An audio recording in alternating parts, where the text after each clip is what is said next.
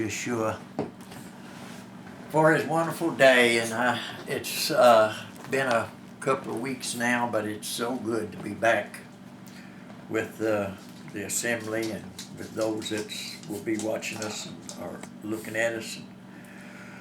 We just thank him for this another day that he's given us, and for his loving hand that's been over us for the last couple of weeks. We just give him glory and we give him honor today. And we'll continue on from where we were, where we was in Galatians.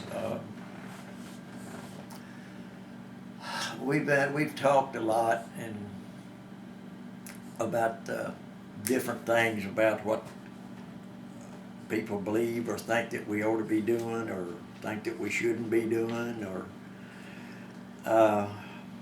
but Paul addresses a lot of the things here in this letter that he's written to the assembly there at Galatia, and concerning things that even today is still out there and is still really causing the same problems that it caused at that time. And it's simply because that man will not or cannot or will not accept Yeshua and put their whole faith in him and let him lead them and guide them. They feel like, I guess, that man feels so much like that he's got to do something himself, and when actually Yeshua took care of all of it for us. And that's what I've been trying to teach, and what I will continue to try to teach. I teach against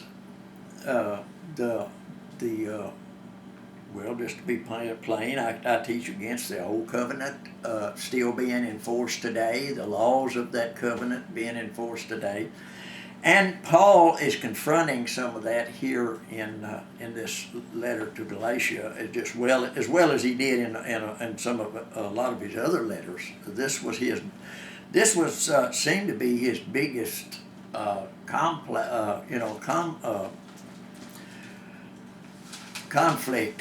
I guess I could say, that he had to battle against during that time, and it's become a big conflict today, concerning the laws.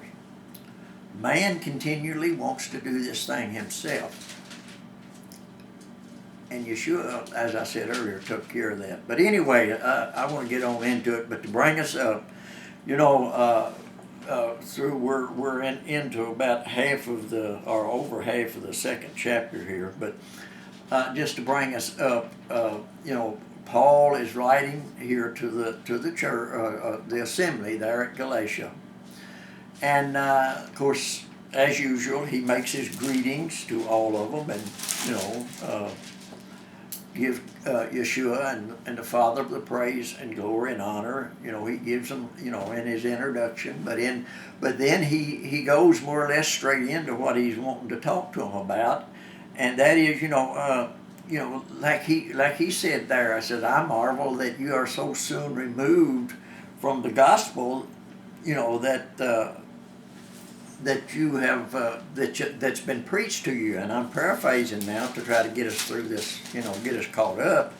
But he's being confronted, or the assembly there is being confronted by those coming in among them, trying to instruct them, that they need to follow the laws, or the law, and that they need to be circumcised, and they need this, and they need that, and Paul is confronting them and bringing them back under, and reminding them, I marvel that you're so soon removed from the grace that the Messiah has given you.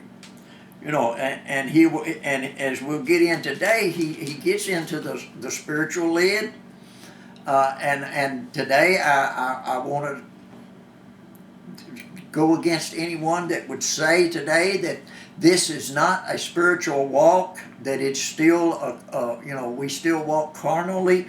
Well, I might walk carnally, but I walk by the Spirit of Yeshua. I may still be in this carnal body because I haven't put it off yet, but I walk by the faith of the Spirit of Yeshua.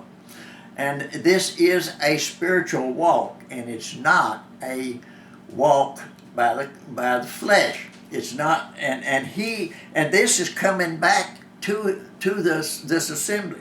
Paul says, I'm amazed that you're so soon removed. You didn't receive this, and as we'll get today, you didn't receive this by the law, but you received it by the hearing of faith in the Messiah Yeshua. And but anyway, he's correcting them. He's if you will, he's scolding them. And a lot of people don't want to go with that. Oh, you gotta love. Well, even Paul tells Timothy, you got to rebuke sometimes when things comes in that should not be there. You got to rebuke them, and this is more or less what Paul is doing here. I marvel that you're so soon removed from the faith that has been preached to you of the grace of the Yeshua, the Messiah. And he goes on, and he I guess certifies or gives them his authority in the ministry of how that Yeshua himself calls him into the ministry, and that he did not hear this from man, nor was it given to him by man, but it was given to him by the Spirit of Yeshua. It was given to him by Yeshua himself, and he makes the remark, when I first received this from the Messiah, and of course we all know where he did that, was there on the road to Damascus when he was going to take prisoners of people that believed this way, and Yeshua revealed himself to him there on that road and told him to go on into Damascus to a street called Straight, and there you would find Simon the tanner, and he would tell you what to do. When Yeshua, but Yeshua revealed this to him himself, and Paul says, I didn't even talk to nobody else. For 3 years, I went into Arabia. And for 3 years, I didn't get this, so I didn't receive this from man, nor did man teach me this. But I received it from Messiah, Yeshua, or myself. And after the 3 years, he comes and he goes into Jerusalem, and he speaks to Peter and to James, the brother of Yeshua. He speaks to them and to them only, and then he goes into Syria and Cilicia, and there for 14 years he teaches again, teaches this gospel. He's given his authority of how he has received it and how he presents it to others. He's given his authority to do so. And then after 14 years, he does go back up to Jerusalem, and you need to catch a hold of that. Concerning some things that people are teaching today, you need to catch a hold of that. That I had trouble with for a while, but no longer do I. But, anyway, for 14 years there, he didn't go back up to Jerusalem. And when he finally did, he went up, but he went up only unto certain ones, and privately unto them did he go. And when he took some with him, well, some of them recommended that they those that was with him be circumcised and this and that. Titus, he didn't want to be. So, therefore, illustrating that it's not the physical circumcision, but it's the circumcision of the heart. If you can read into what he's saying there, he's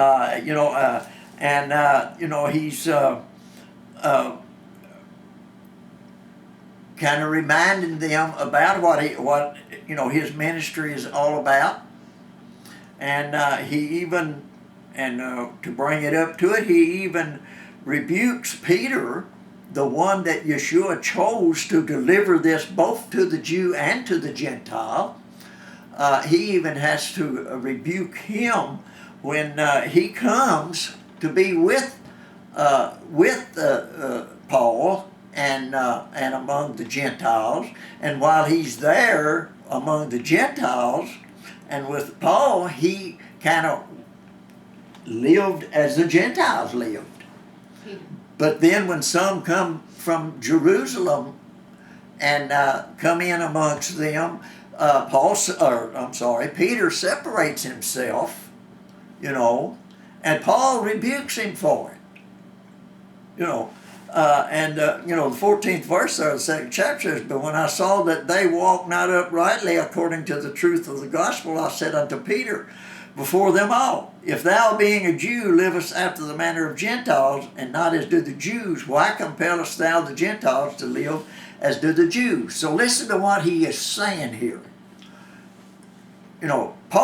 Peter, you come among the Gentiles, and you lived as the Gentiles lived. Now, that don't mean he went out and done everything that, the sinners of the Gentiles, but those that was Gentiles of the faith. He lived as they lived. And so if he's going to do that, then why compel them then to do as the Jews? Why, as you and I as Gentiles, why are we compelled to do what the Jews do? Why am I compelled to do that? Why does people want to come to me and tell me I need to keep the law when my faith is in the Messiah? And that my faith is in Him, that He will accomplish in me that He has promised me. And I'm talking about there. If you'll read in the what we call the first four Gospels there of Yeshua's actions there, He made another covenant with the children of Israel and with the people. I'm going away, and I'm preparing another place, another land. I'm preparing another place for you. And I go away, I'll come back, and I'll give that place to you. And He tells them out during that time, just obey me. Listen to me. Put your faith in me. And I'm going away, and I'm going to do this. And then I'll come again. He promised that He would come and that He would keep them in Himself. Not that I've got to do all this other that was never given in the first place for me or anyone else, even the Jews, to keep for salvation. It was only given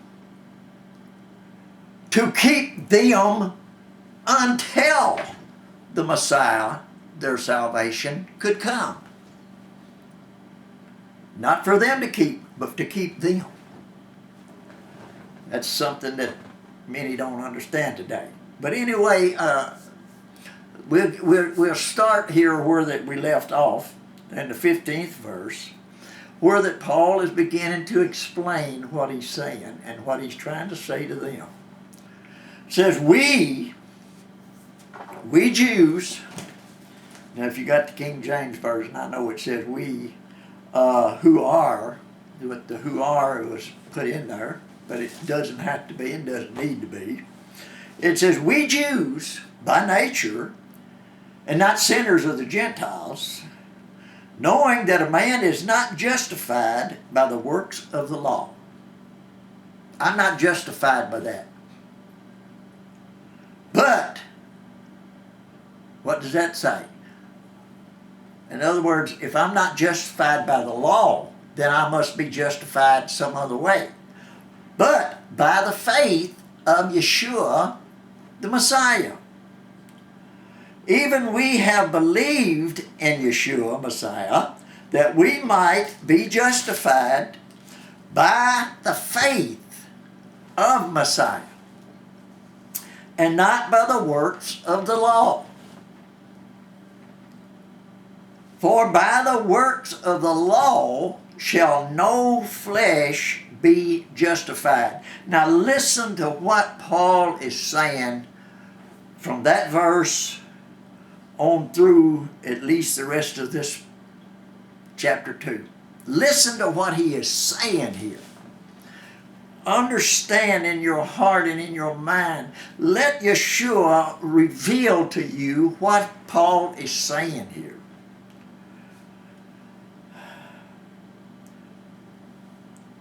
The law shall no flesh be justified. That's the 16th verse. 17th, but if while we seek to be justified by Messiah, we ourselves also are found sinners, is therefore Messiah the minister of sin? God forbid. Just because I don't choose to do it doesn't make the Messiah.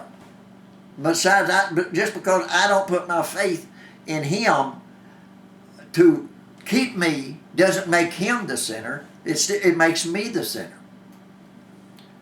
But if I build again, listen to what he's saying here. Let me read the 17th and 18th and on through to 21st here. I think I'll read it all and then I can come back and say something. It says, but if while we seek to be justified by Messiah, we ourselves also are found sinners, is therefore Messiah the minister of sin? God forbid. For if I build again the things which I destroyed, I make myself the transgressor. For I, through the law, am dead to the law, that I might live unto God. I am crucified with Messiah. Nevertheless I live, yet not I, but Messiah liveth in me. And the life which I now live in the flesh, I live by the faith of the Son of God, who loved me and gave himself for me. I do not frustrate the grace of God. For if righteousness comes, or if righteousness is by the law, then Messiah is dead in vain. Listen to what he's saying here, and I'm going to go back over this. I want to get further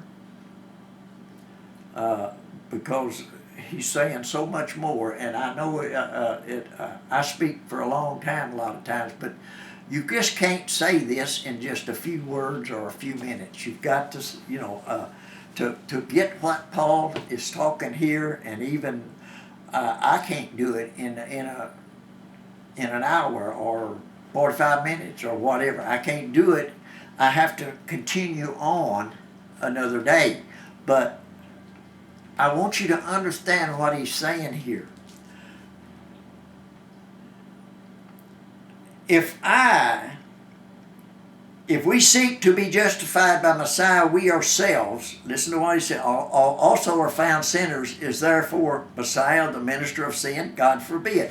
Now, he explains what he's saying there. For if I build again the things which I destroyed, and what was that?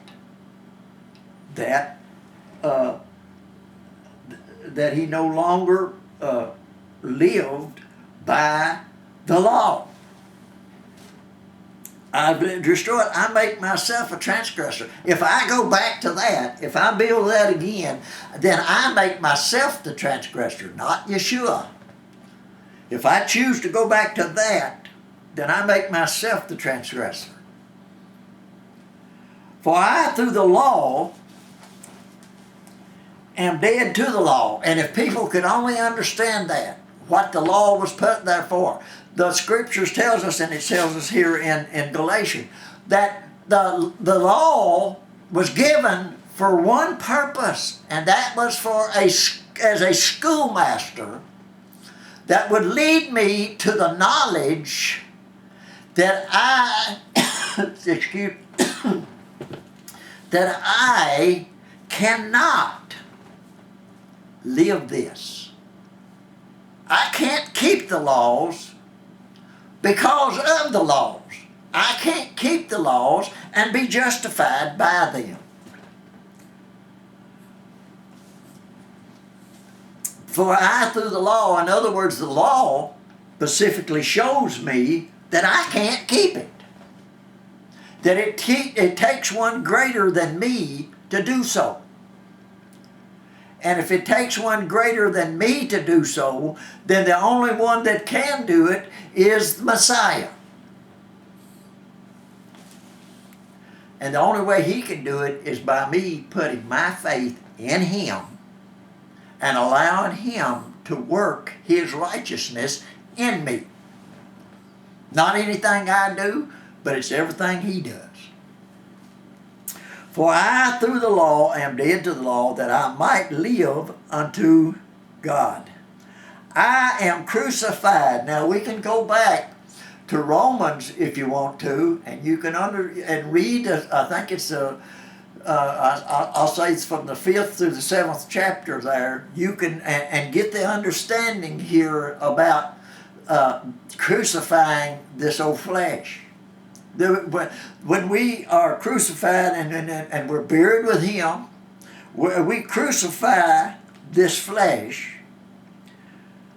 Yet I still live here, yet not I, but Messiah liveth in me. I no longer look to this. I look to the one that is in me. And ladies and gentlemen, I know people tells you how you must do this and how you must do that, and they use the cloak of the Messiah as a cloak to tell you that you need to do all of that, but I don't have to do nothing except put my faith in him, and he will work that in me. He will work out his righteousness in me. He will work out his word in me. And it will be manifested by me. But it won't be me that's doing it, it'll be him. But Messiah liveth in me, and the life which I now live in the flesh, that this flesh, though it be crucified with him, yet it still lives, but it's not I that lives in, it's him that lives in me, and I lives by the faith of the Son of God, who loved me and gave himself for me. People, I do not frustrate the grace of God by I'm going to spit my teeth out. By proclaiming that I do things. I glorify the Messiah and claiming that I do these things by him that liveth in me. And I give him the glory and the honor. We don't frustrate the Messiah or God by saying, I do these things. Anytime I do these things, then I'm taking the glory for it. I'm boasting within myself. But when I give him the glory, which that's where it belongs to start with, then he is the one who is receiving the glory of it. Paul is once again here reminding them, or coming back to them, O foolish Galatians, who hath bewitched you, that you should not obey the truth, before whose eyes Yeshua Messiah hath been evidently set forth, crucified among you.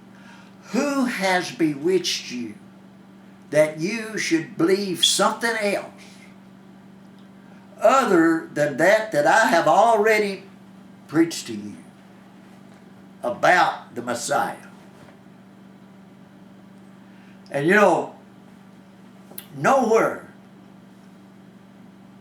scripturally does Paul, Peter, John, James, Timothy, Titus,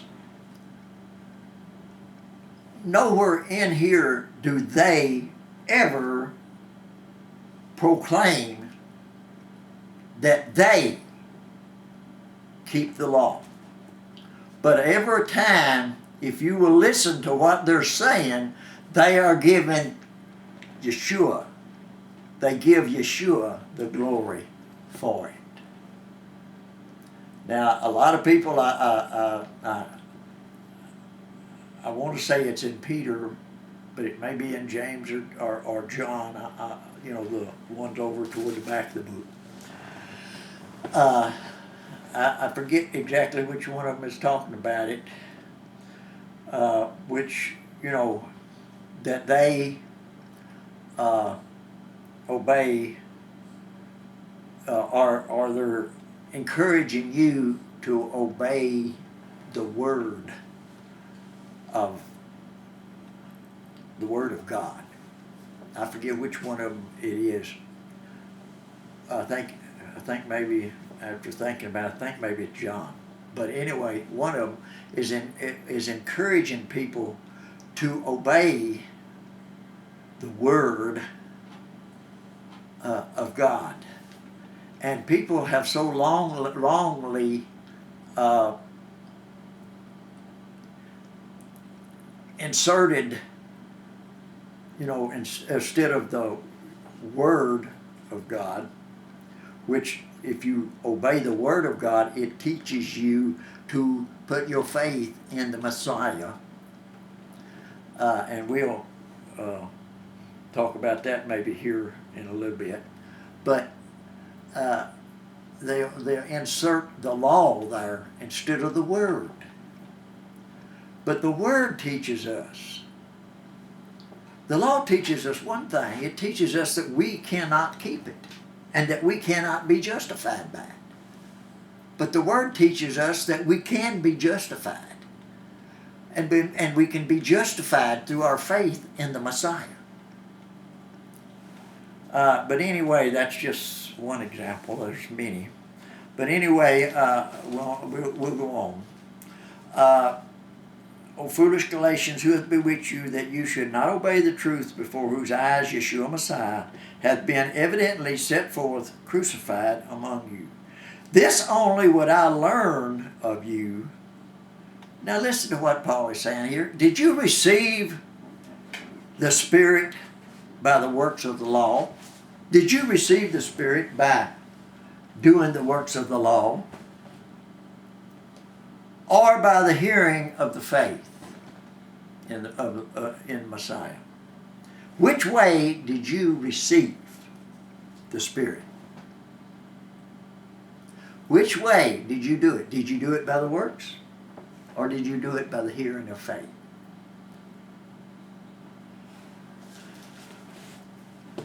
And once again, he's admonishing them. Are you so foolish? Having begun in the Spirit, are you now made perfect by the flesh? Have you suffered so many things in vain, if yet in vain? Have you suffered the persecution that you have suffered and the things that people have put, just to go back on it? And say, yeah, okay, we've got to go back and we've got to be circumcised, and that'll be brought out here later in the book. And we got to keep the law, we got to do this, we got to do that. Have you started out and have suffered so many things in vain, yet in vain? He therefore that ministers to you the Spirit and worketh miracles among you, By the works of the law or by the hearing of faith? He's asking them once again. Did you receive it by the works of the law through circumcision and keeping the laws yourself? Or did you hear it, or did you receive it by the Spirit through the hearing of faith? Which way? And he goes ahead and gives examples here. Even as Abraham believed Yahweh, and it was counted to him for righteousness. Not because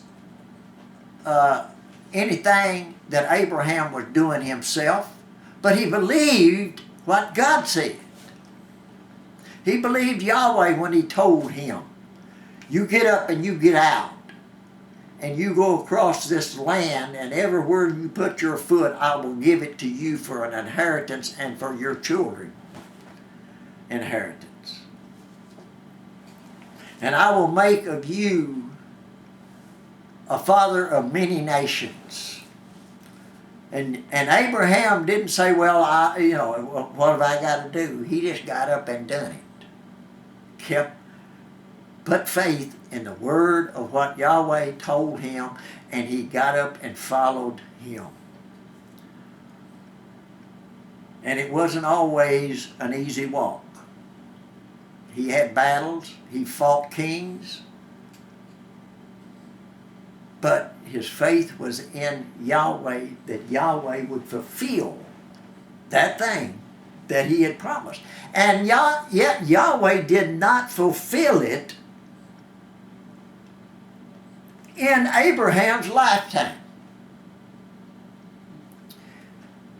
And, well, as a matter of fact, it's still being fulfilled and is yet to be completely fulfilled, because we haven't received the land that Yeshua has promised us.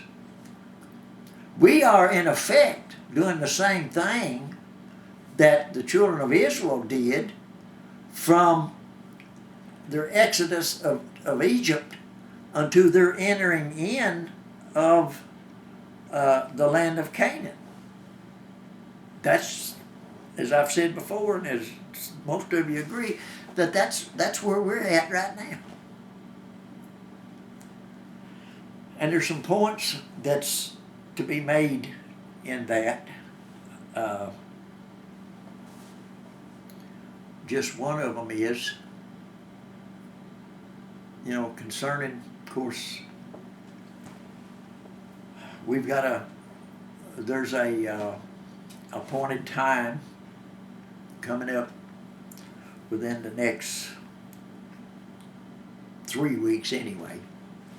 And there's so much discussion about what should be done, how we do it, what we do, and I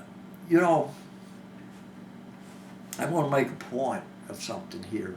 I'm going to stop long enough to make a point, and it may stop me from getting to where I wanted to go.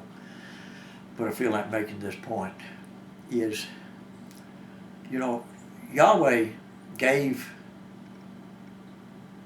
Moses these appointed feasts. He first of all, he reinstituted the Sabbath, the keeping of the Sabbath, after they had came out of Egypt. He reinstituted the keeping of the Sabbath, and then he gave him the other appointed times, the Moedims, as people want to call them in Hebrew, the Moedims, the appointed times, that they were to observe. But nowhere in the Scriptures, and I dare anyone show me anywhere in the Scriptures, other than the first Passover that Yahweh had them to perform, and not all of it then, just a certain part of it, uh, upon their exodus, just before their exodus out of Egypt. Matter of fact, that was the reason, or how he brought Pharaoh under to let his people go, was during this Passover. But from that one until the next one, I dare anyone to show me anywhere in the Scriptures, now I know man says it, but anywhere in the Scriptures, that they kept any other Moedim that Yahweh gave to Moses for them to keep. You show me anywhere in the Scriptures that they kept any of them or observed any of them, except that first Passover, all the way through the 40 years that they were in the wilderness journey, up until they entered into the land that that Yahweh had promised them. You show me anywhere in those 40 years that they observed any of them except one. And that was the one that Yahweh reinstituted to them right after they came out of Egypt, and that was the Sabbath. He reinstituted it there and said that they were to keep it. And there's a reason for even it today. There's a reason for today. Now, every one of you has heard me tell you and heard me teach, and some of you agreed, and I don't know all of you agreed. I don't know if all of you will agree on this or not, but that Yeshua fulfilled every one of the appointed feasts that Yahweh gave Moses there in the wilderness, or there on the mount. Yeshua fulfilled every one of them, not just the Passover and Pentecost or Shavuot, but he fulfilled the trumpets, he fulfilled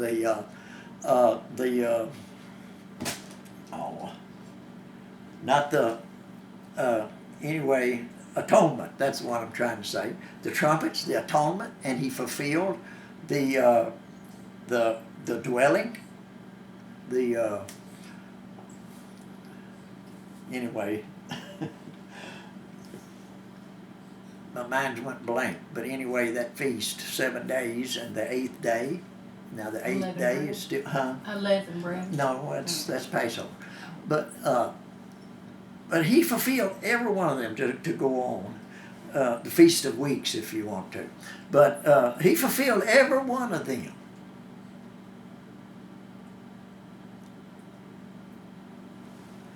And he made a new covenant with us after the fulfilling of all of them. He's made a new covenant with us that he is going away to prepare another place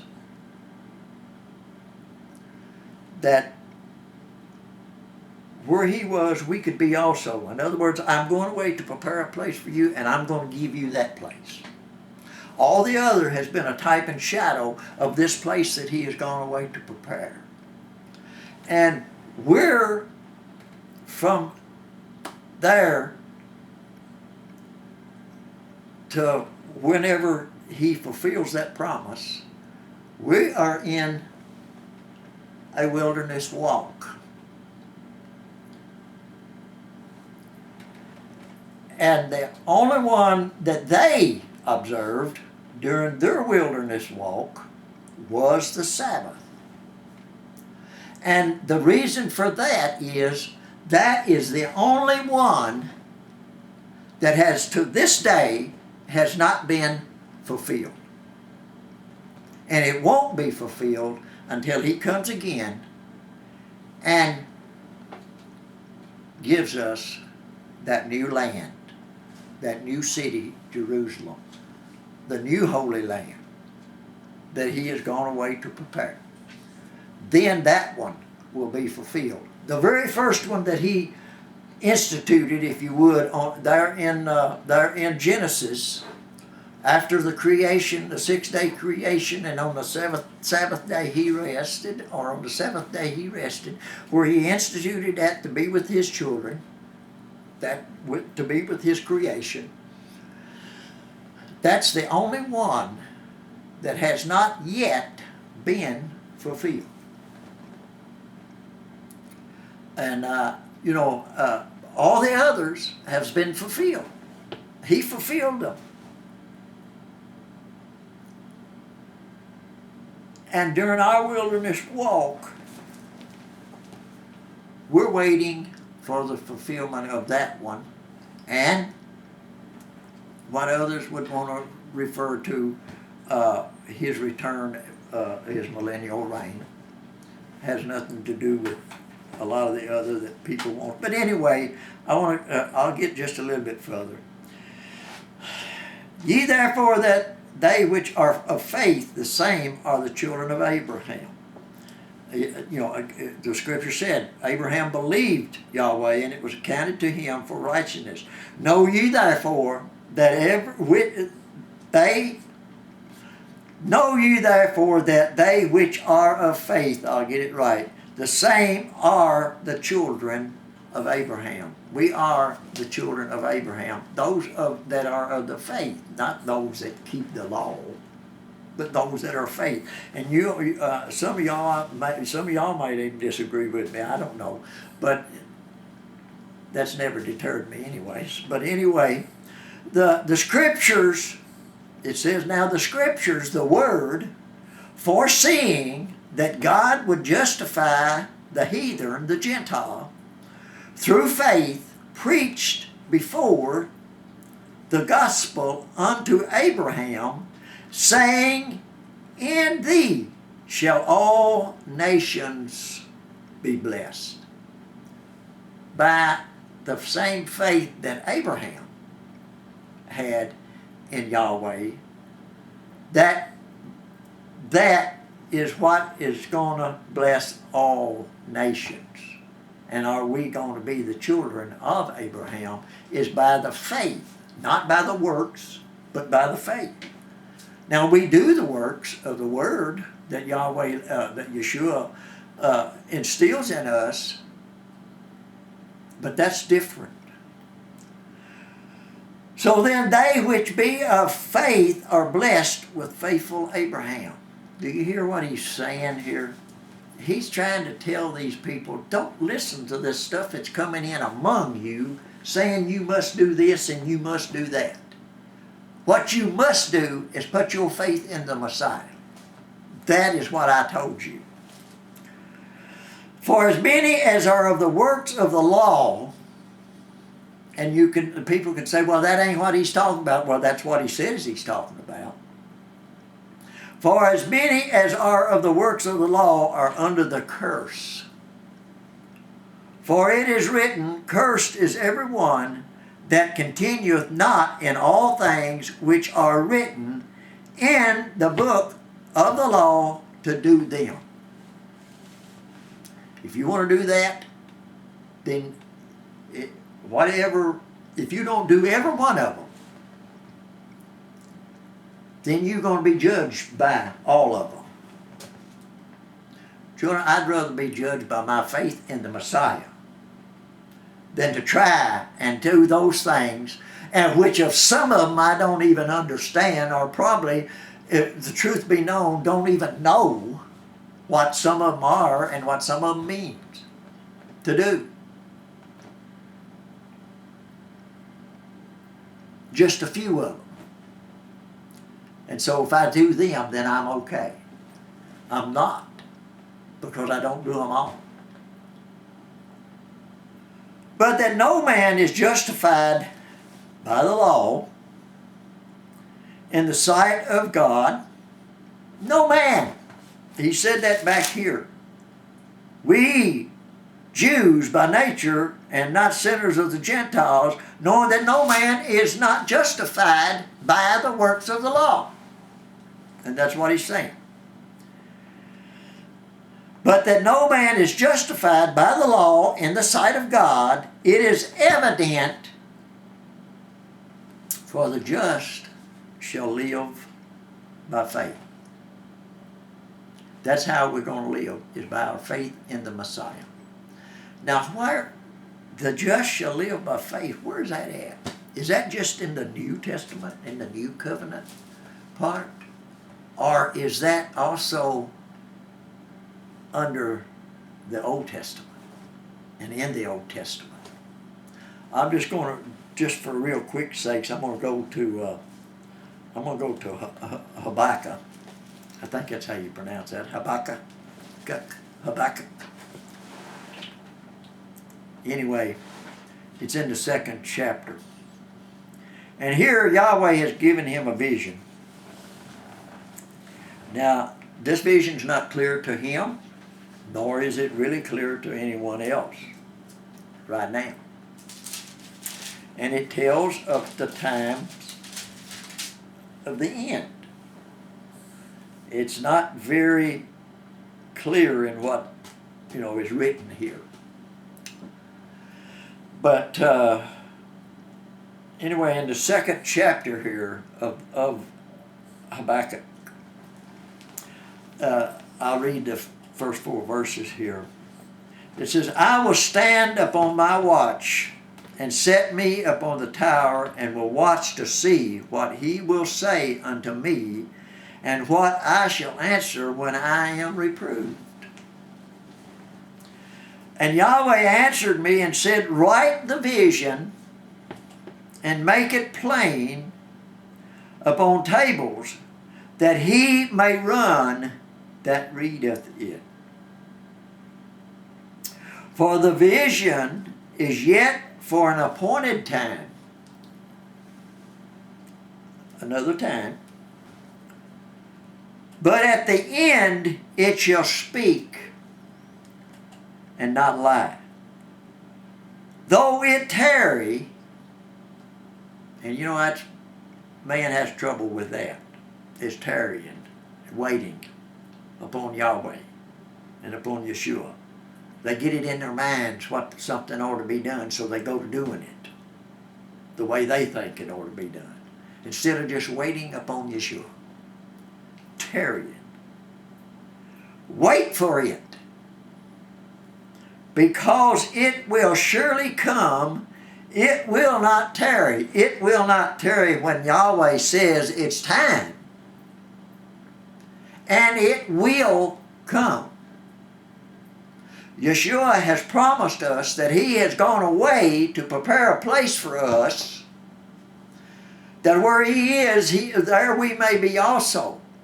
And though he tarry now, when it's time, the appointed time for that to be given to you and I, it will not tarry. He will come, and he will give us, those of us who have our faith in him, he will give us of that he has promised. But right now, we live by the Spirit of him that has promised it to us. Not by what I do, but do it by the Spirit of him that promised us. I walk in that Spirit, not according to the flesh. I walk in that Spirit. Romans will also tell you that in those chapters that I gave you a while ago. He'll tell you that, including the 8th chapter. It'll explain all of that. We walk in the Spirit and not after the flesh. It will come, surely come, it will not tarry. Behold, his soul is lifted up, is not upright in him. Behold, his soul is lifted up. That one that is lifted up and is upright in him is not upright in him. That one that doesn't wait is not upright in him. But the just, and this is what Paul was telling Galatians here, the assembly there at Galatians, the just shall live by faith, not by things that I do. And Yeshua did not come to give me an example of how to do those things. He came that through Him I can do those things. By Him I can do those things, not myself. He didn't give me an example that I can do it myself. He gave me an example. The example that He gave me is that I am to put my faith in Him and do exactly what He done, which was obey the Father that sent Him. And done everything that the Father bid Him to do. And that is our example, is that we put our faith in Him and obey Him and what He tells us to do or leads us to do. Regardless of what man says I should be doing or I should be doing it this way or that way, I am to do it the way, I am to put my faith in Him and do it His way. And that's exactly, ladies and gentlemen, I'm going to do it, regardless if it hair lifts all of them out there. I'm going to do it His way, and the way He leads me to do it.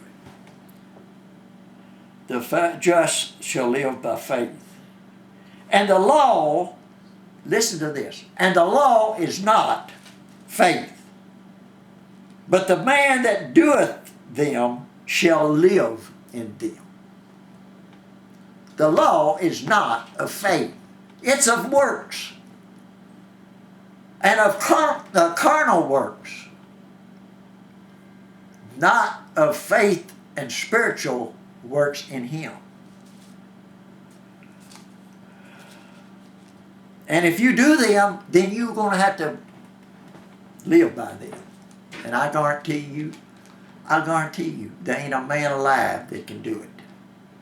There ain't a man alive that has been alive or that will be alive after me that can do it or will do it. Only Yeshua and our faith in Him will we accomplish that. Messiah hath redeemed us from the curse of the law, being made a curse for us.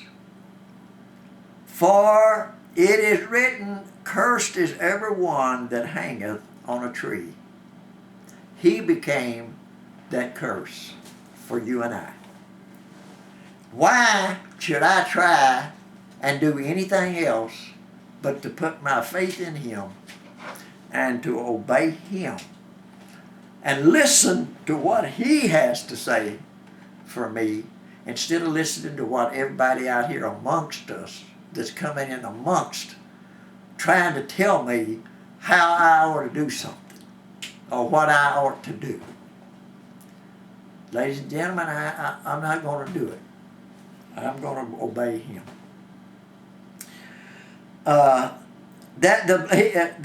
cursed is everyone that hangeth on a tree, that the blessing of Abraham might come on the Gentiles through Yeshua Messiah, that we might receive the promise of the Spirit through faith. Brethren, listen to him. He said, brethren, I speak after the manner of men. Though but a man's covenant, yet confirmed, no man disannulleth nor addeth thereto. Even, if I make a covenant with you as a man, that's what Paul said. I'm speaking as a man now. If I make a covenant with you, if I make a contract with you,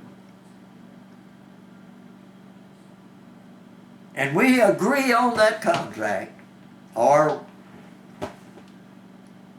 if I make a contract with you, then nobody else, though they come in and try to, nobody else can either confirm it, nor can they disannul it, or can they add to it.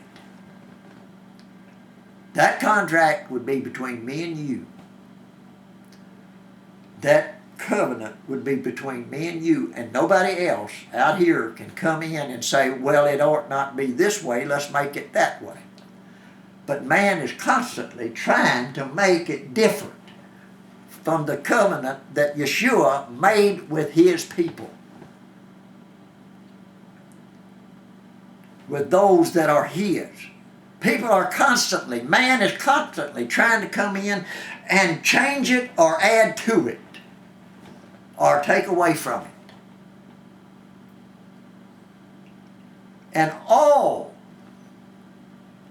that Messiah has asked us to do is put our faith in him, believe him, obey him, and through that obedience and through that to him, he will work his righteousness in you and I.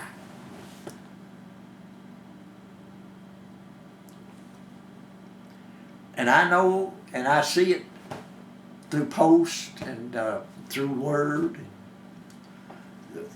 Man is making everything out there. He's trying to come in and disannul this and take away that and say, well, we need to do this. Let's do this. Don't this sound good? Ain't it good to do this for the glory of Yahweh? And the Christians is one of the worst. No, I can't say that they're any worse than the others, because theirs is one way, the others are another. One of them, they make up things to do for him. The others tries to tell us what we ought to be doing according to the old covenant. When all it is putting our faith in him. Forgetting that and not going after that, but putting our faith in him and letting him work with us, through us. No man disannulleth or addeth thereto. Now to Abraham and his seed were the promises made. He saith not, and to seeds as of many, but as of one. And to thy seed, which is Messiah. For this I say, the covenant that was confirmed before of God in Messiah, listen to what he's saying here, the law which was 430 years after cannot disannul that. I put that in there. The law which was 430 years after cannot disannul that it should make the promise of none effect. It does not change it. For if the inheritance be of law, no more of promise. If it's done by that, then it's no more by promise. I can't even look at what Yeshua said. I'm going away to prepare a place for you, a new place for me. Not this old world, not this old place that I'm having to live in now, but I'm going away to prepare you a brand new place where there is no sin, where there's no sorrow, where there's no tears, where there's no pain, where there's nothing that you have to endure in this life will be there. And if I go away and give and prepare it, then I'll bring it with me and I'll give that to you. But I would say to you, as Yahweh had Habakkuk to say, tarry for that. You look at that and you wait upon that, because one of these days that's coming. And he sent back his Spirit to you and I to keep us and to cause us to fulfill his righteousness so that we can receive that. Not by any other means. Not by any other laws. but just by our faith in Him and our obedience to that faith. For if the inheritance be of the law, it is no more of promise, but God gave it, or gave to Abraham by promise. He didn't give it to him, if you do this and if you do that and if you, whatever, I'll do this. He promised it to Abraham. You obey me. You follow me, and I will give it to you and to your inheritance, or your children. And I'll make you a father of many nations, not just the nation of Israel, but the nation of Gentiles, which includes many nations. I will make of you the father of many nations. And I'm going to finish this out, and I'm going to do it real quick. I want you to listen to what he's saying, because he's saying, why then the law? Why was the law given? And this is what I was saying in the beginning. Wherefore then the law, it was added because of transgressions, till the seed, Yeshua, which should come, or the seed should come, to whom the promise was made, ordained by angels in the hand of a mediator. Now, mediator is not of one, because there's been many mediators. Under the old covenant, there were many mediators. All the priests and high priests were mediators of that covenant, of that law. But God is one. The law then, is the law then against the promises of God? God forbid. For if there had been a law given, which could have given life, verily righteousness should have been by the law. If there's a law could be given that could give life, then righteousness would be by the law and not by promise. If man could keep it, and would keep it, then there wouldn't be nothing else. And I'm reading this for a reason. Now, see, verily righteousness should be by the law. But the Scriptures hath concluded, all is under sin, every man, that the promise by faith of Yeshua Messiah might be given to them that believe, those that will have put their faith in Him. But before faith came, we were kept under the law, shut up unto the faith which should afterwards be revealed. And that's what I said earlier. The law was not given that man could have salvation or that righteousness would be fulfilled by it, but the law was given not for man to keep, but for it to keep man until the faith should afterwards be revealed, until Yeshua. Wherefore the law was our schoolmaster. It was our schoolmaster unto Messiah, that we might be justified by faith. It was our schoolmaster to teach us that we needed a Messiah. We needed a Savior. And that no man could do this. We needed a Savior. That's what it was. That's what the law was. To keep us until then and to teach us that we needed a Savior. But after faith has come, we are no longer under a schoolmaster. For ye are all the children of God by faith in Messiah Yeshua.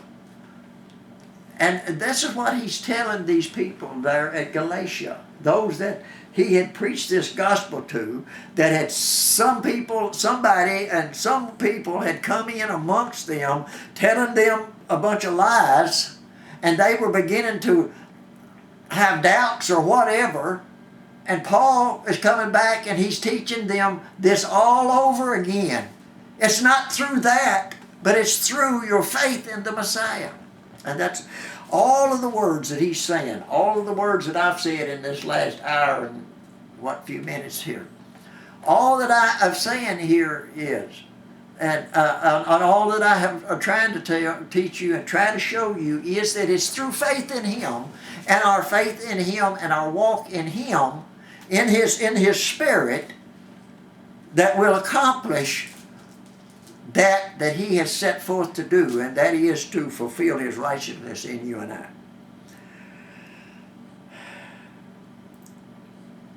For as many of you as have been baptized, mikvah, into Messiah, have put on the Messiah. It's not through all that other junk. There is neither Jew nor Greek. There is neither bond nor free. There is neither male nor female. For ye are all one in the Messiah. Now, I know people try to say today, well, Yahweh is going to bring back the house of it. Yeah, he promised he would do it. But that don't make mine and your status any less, because we're still one with them. It don't make my status any less, and my faith to be any less in him, because he's bringing them back. But I got news for you, ladies and gentlemen. He ain't brought them back yet, because they're still in unbelief. They're still scattered throughout the world, even though there is a nation that is referred to as Israel today. They're still in dispersion. Oh, but God is bringing them back. Well, I won't argue that point. They've got a nation. They've got an area that is called Israel. But that don't make them now okay with God. And I know people want to, well, you've got to love Israel. I love Israel. But I also realize I am the Israel of God.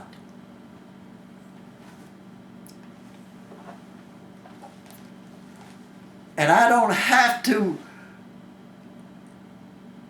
love what they are doing, because they're still in unbelief. If they weren't, they wouldn't be crying out for the U.S. to help them or for other nations to help them, because God himself would be helping them. And that goes to prove they're still in unbelief, because they still need somebody else besides God. And they still got their faith in somebody else besides God. They got their faith in the United States, or leaders do, that will keep them safe or help keep them safe. When if they were back with God and in the pleasures of God, they wouldn't have to look to the United States or the European nations or anybody else. They wouldn't have to, because God would be fighting their battles. And they would be prospering above everybody else. They wouldn't have to worry about whether the Palestinians was going to come up on them, or if Iran was going to blow them off the face of the map, or if anybody else was going to destroy them. They would know that they cannot be destroyed because of God. Well, I don't want to get into that. I'll shut up about that. People look at that to me so stupidly. Because right now, they are not in the good pleasures of God.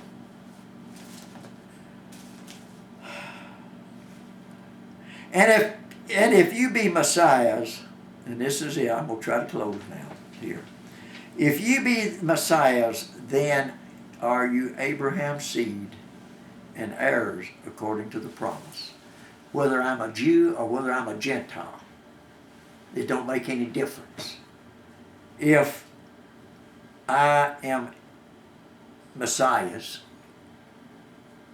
if my faith is in the Messiah, and His Spirit is in me, it don't make no difference whether I'm a Jew or I'm a Gentile. I'm of the seed of Abraham.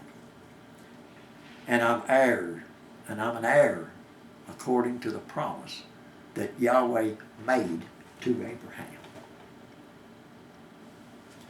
Now he gets on into this heir stuff in the 4th chapter, and he goes way on beyond that, and he goes on to observe, to explain things that maybe I have touched on today a little bit, concerning the observation of days and weeks and so forth, and that and a lot of people use them as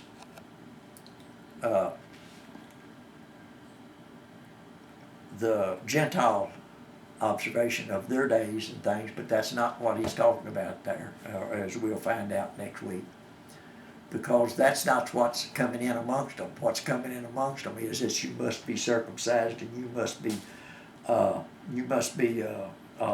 obey the law, and you got to do this and you got to do that. And Paul is saying, wait a minute.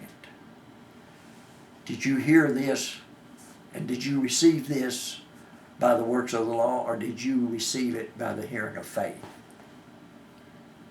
And he's going ahead and explaining everything he's saying to them. And he's doing it through the words. And as I sit down and read, and as I try to teach, Paul had to take, I don't know how many days it took him to write this letter,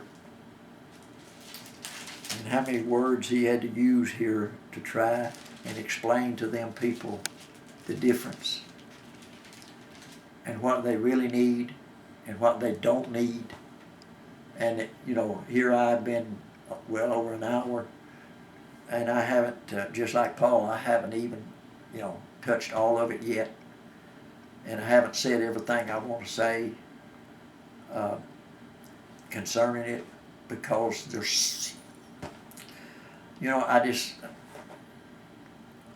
and Pat knows, sometimes when she's either reading post or I'm reading post, I'm looking at or hearing somebody, speak, and I just seems like everything just lets out of me when they go to teaching all this other junk that's out there, whether it be Christian or Messianic. It just seems like the air just lets out, and she sees it, and of course I see it in her too, because she brings it to my attention too, how that, just teach Yeshua, just teach faith in Him and obedience to His Word, because His Word will teach you that very thing. And leave all this other junk out that I need to do, or that's pleasing to God, or, or I feel like this makes God happy by doing this. What makes God happy is obeying Him. Listen to what He says and obeying Him. Not what I do, not any extracurricular that I do to make Him happy. What makes Him happy is my faith in Him and just simply obeying Him. Even though it looks good and sounds good, if it deviates from Him and what He's said, it don't make Him happy. Anyway, Yeshua keep you. So